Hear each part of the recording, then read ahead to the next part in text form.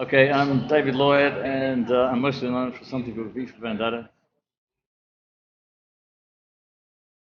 First memory of reading comics, I cannot really remember. I do have images or memories of particular comic books that I saw. One was about some crazy Oriental who was falling out of a window. I think it might have been like Jungle Jim or something. That is a really very early memory. And then newspaper strips, English newspaper strips, but nothing really specific as a very first memory.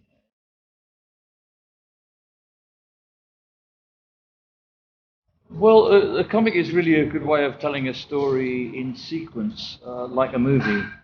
It is really a kind of precursor to movie storytelling.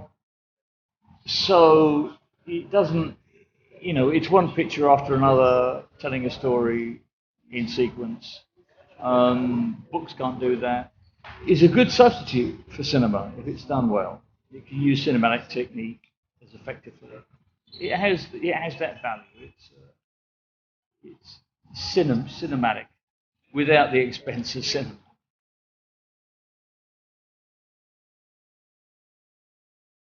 I think it was they made a very good piece of cinema out of it.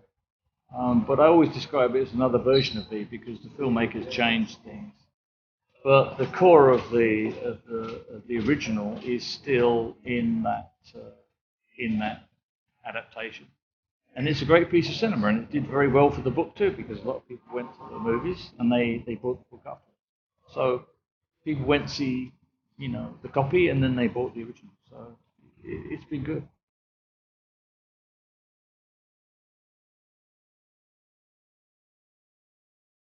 The warning is not to fall for lies, not to fall for people who proclaim themselves to be saviors and to get you out of a hole, when in fact they can't.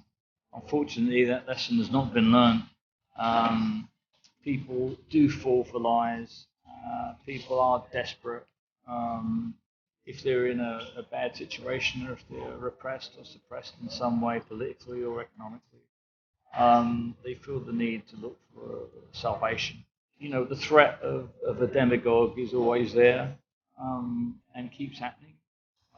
Dictatorships are all over the world now, and they'll keep coming. But we can only try and suggest that people are careful about who they vote for.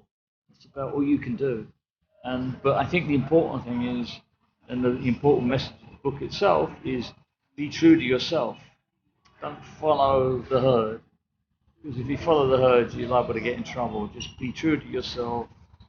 Be proud of being an individual, and express your viewpoint, not the viewpoint that you think is acceptable with everybody around you.